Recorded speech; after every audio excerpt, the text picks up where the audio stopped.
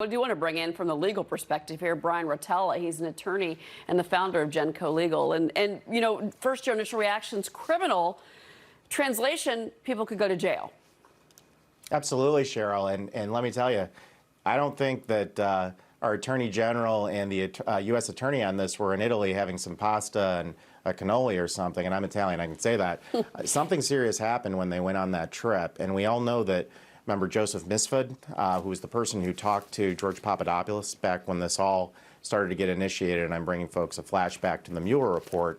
I have a feeling they may have talked to him. And the lead into this was absolutely accurate. From a legal perspective, the subpoena power, as this turns to a criminal process, becomes important. Now, what I would be watching for is, one, are there emails, documents out there that are actually smoking guns that make this look like what the president's been saying, a witch hunt? Or does this just become folks lying to federal attorneys and prosecutors in process crimes? Right. Well, we've been talking for a long time here, especially on Fox Business, about the fact that we need to go back and look at where this all began, and was it a political hit job on President Trump? And this criminal investigation is going to bring out, you're right, more documents into the fray. I do want to talk about, though, the fact that we're in the middle of this impeachment inquiry and these closed-door proceedings. It's been a lot of drama on Capitol Hill with Republicans storming in to a room because they say that things shouldn't be done in secret. But really, is anything secret anymore when it comes to a legal investigation or an impeachment inquiry, which is where we're at when you've got in the world of social media? No, Cheryl, of course not. You start to think that our politicians on both sides think this is the 1800s.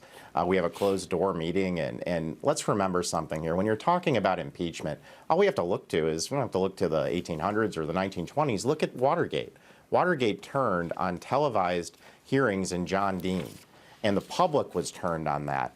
I think this is really, really detrimental to the process for our country in general. And as an attorney, let me tell you what is analogous here.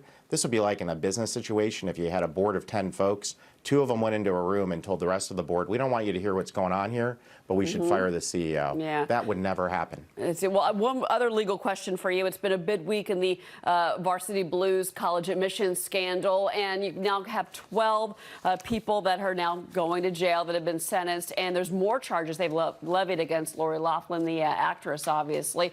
Now there's talk that they may go after, the prosecutors might go after her kids to try and pressure her into cutting a plea deal.